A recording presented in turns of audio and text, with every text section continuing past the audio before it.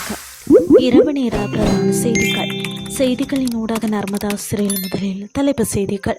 தோட்ட தொழிலாளர் சம்பள பிரச்சினை, அதிகாரிகள் மனித உரிமைகள் ஆணைக்குழுவுக்கு அழைப்பு. சிறுபோகத்திற்கு தேவையான உர விநியோகம் தொடர்பில் வெளியான அறிவிப்பு.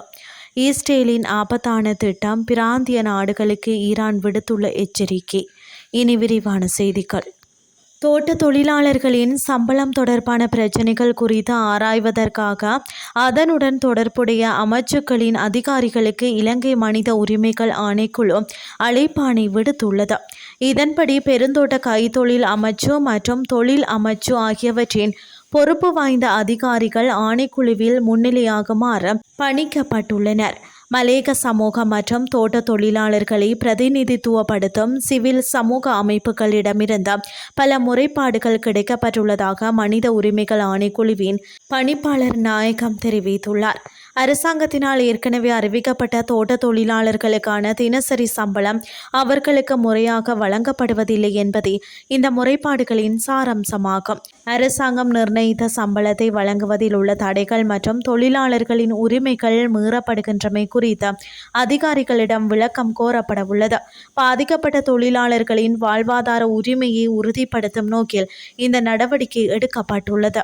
சிறுபோகத்திற்கு தேவையான உர விநியோகத்தில் எவ்வித தட்டுப்பாடும் இல்லை என விவசாய அமைச்சர் கேடிலால் காந்த தெரிவித்துள்ளார். அனைத்து பயிர் செய்கைகளுக்கும் போதிய அளவு உரம் கையிருப்பில் உள்ளதாக அவர் உறுதியளித்துள்ளார். கண்ணொருவையில் அமைந்துள்ள தேசிய விவசாய தகவல் மற்றும் தொடர்பாடல் மையத்தில் இடம்பெற்ற ஊடக சந்திப்பின் போதே அவர் இதனை தெரிவித்தார்.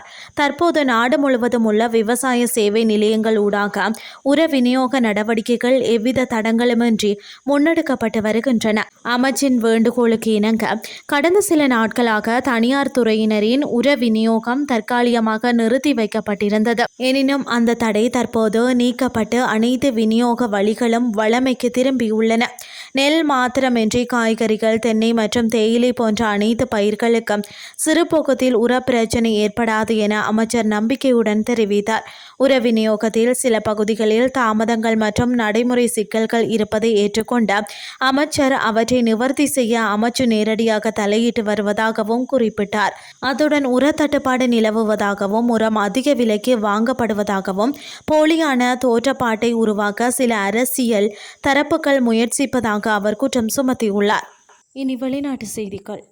முன்னாள் IRGC தளபதியும் ஈரானின் நல்லம்புரி மன்றத்தின் உறுப்பினருமான மொக்சென் ரெசாயே பிராந்தியத்தில் இஸ்ரேல் ஆட்சியின் தீய நோக்கங்கள் மற்றும் எண்ணங்கள் குறித்து பிராந்திய நாடுகளை எச்சரித்தார். சமூக ஊடகங்களில் வெளியிடப்பட்ட ஒரு பதிவில் ரெசாயே அரபு மற்றும் முஸ்லிம் நாடுகளை நோக்கி இஸ்ரேல் ஆட்சியானது அவர்களின் நிலங்களையும் வளங்களையும் ஆதிக்கம் செலுத்தும் நோக்கில் பிராந்தியம் முழுவதும் மோதலையும் பிளவுகளையும் தூண்ட முயல்கிறது என்று எச்சரித்தார். அரபு மற்றும் முஸ்லிம் சகோதரர்களே, உங்கள் பிரதேசங்களையும் வளங்களையும் ஆதிக்கம் செலுத்தும் நோக்கில் பிராந்தியத்தில் மோதல் மற்றும் பிணக்குகளின் நெருப்பை மூடுவதே இஸ்ரேல் ஆட்சியின் குறிக்கோள் என்று அவர் கூறினார். இஸ்ரேல் ஆட்சியின் ஆபத்தான திட்டத்துடன் ஒத்துழைப்பது, குறிப்பாக தங்கள் திறன்களுக்கு அப்பாற்பட்ட லட்சியங்களை தொடர்வோருக்கு கடுமையான மற்றும் மோசமான விளைவுகளை ஏற்படுத்தும் என்றும் அவர் மேலும் எச்சரித்தார். விழிப்புடன் விவேகத்துடனும் இருங்கள் என்று ரெசாயே மேலும் தெரிவித்துள்ளார். செய்திகள் யாவும் நிறைவடைகின்றன.